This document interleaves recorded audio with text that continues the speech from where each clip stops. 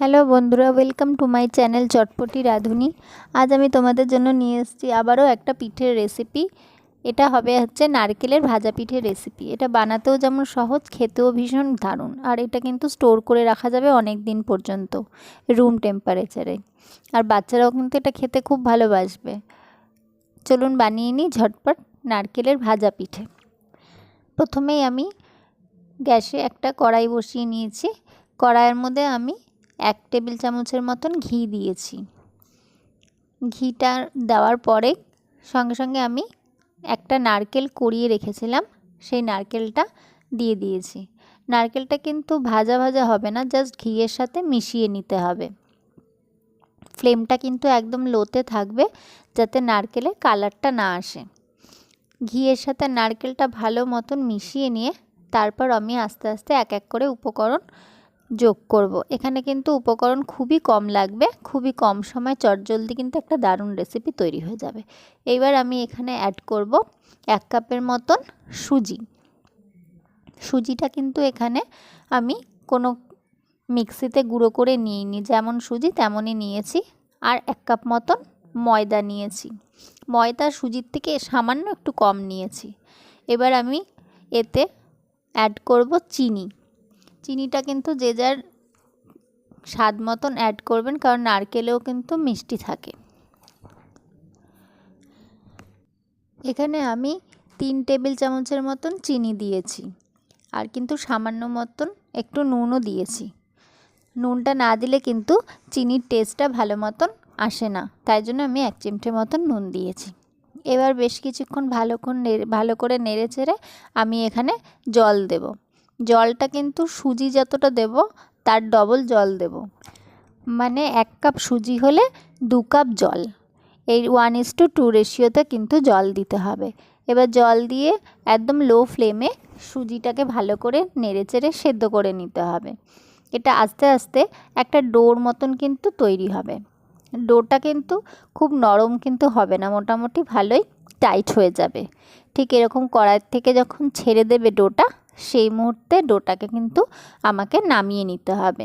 খুব গরম অবস্থায় তো এটাকে ভালো করে মেশানো যাবে না হাত দিয়ে, তাই হালকা একটু ঠান্ডা করে তারপরে আমি এইভাবে কিন্তু হাত দিয়ে ভালো করে ম্যাশ করে নিয়েছি। এই সময় যদি ডোটা মাখতে অসুবিধা হয়, হাতে কিন্তু অল্প একটু ঘি মাখিয়ে তারপরে ডোটা রেডি করতে পারেন। আমার ডোটা পুরো রেডি হয়ে গেছে। এইবার আমি এখানে ছোট্ট ছোট্ট বল বের করে নেব। এটার বলের সাইজ কিন্তু খুবই ছোট্ট, একদম ছোট্ট ছোট্ট বল বের করে নেব। পুরো ডোটার থেকে আমার বল বার করা হয়ে গেছে। এই বলের সাইজগুলো কিন্তু নাড়ুর থেকে একটু বড় হবে। এইবার আমি একটা বল এরকম একটা ঝুড়ি নিয়েছি। সবারই রান্নাঘরে মোটামুটি এরকম একটা ঝুড়ি থাকে।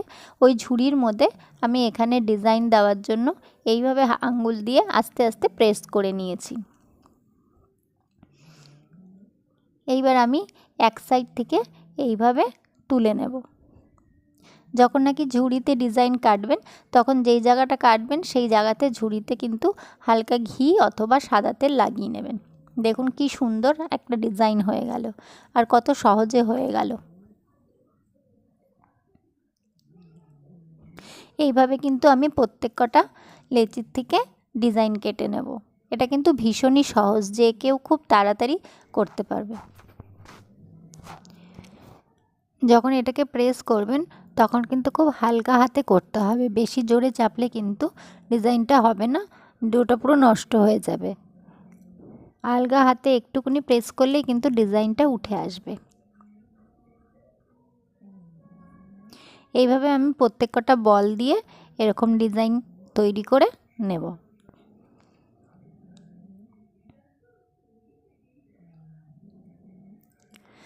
আমার সবকটা বল দিয়ে ডিজাইন তৈরি করা হয়ে গেছে। এবার আমি এগুলোকে তেলে ভাজবো।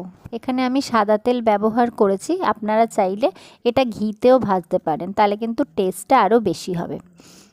যখন নাকি ভাজবো তখন এটা কিন্তু মাথায় রাখতে হবে, তেল যেন খুব বেশি গরম না হয়। একদম হালকা গরম হলে ফ্লেমটা একদম লোতে রেখে আস্তে আস্তে এই পিঠেগুলোকে কিন্তু ছাড়তে হবে।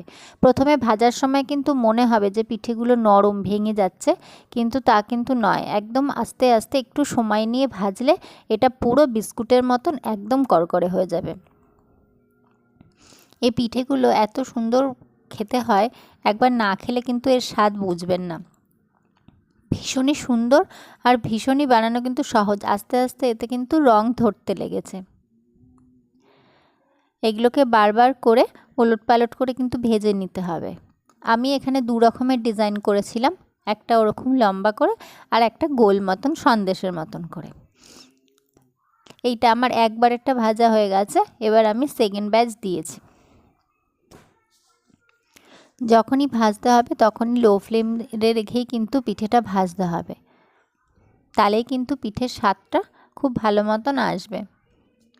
আর এটা বেশি দিন পর্যন্ত স্টোর করে রেখে দিতে পারবেন। এটা স্টোর করার জন্য কিন্তু ফ্রিজে রাখার দরকার নেই, নর্মাল টেম্পারেচারেও কিন্তু এটা অনেক দিন অবধি রাখা যাবে। দেখুন আমার প্রত্যেকটা পিঠে কিন্তু ভাজা হয়ে গেছে। বাড়িতে একবার হলেও এই পিঠেটা এই শীতে বানিয়ে খেয়ে দেখবেন, অন্য পিঠের স্বাদকে কিন্তু হার মানিয়ে দেবে। রেসিপিটা যদি ভালো লাগে ভিডিওতে লাইক করে চ্যানেলটার পাশে থাকবেন। আবারও দেখা হবে নতুন কোনো রেসিপির সাথে। আমি এখান থেকে একটা পিঠে আপনাদের ভেঙে দেখাচ্ছি। দেখুন ওপরটা কিন্তু ক্রিস্পি হয়েছে, আর ভেতরটা কিন্তু নারকেল যেহেতু দেওয়া আছে ভেতরটাও কিন্তু অন্য রকম হয়েছে। একবার বানিয়ে এটা খেয়ে দেখবেন, ভীষণই ভীষণই ভালো লাগবে।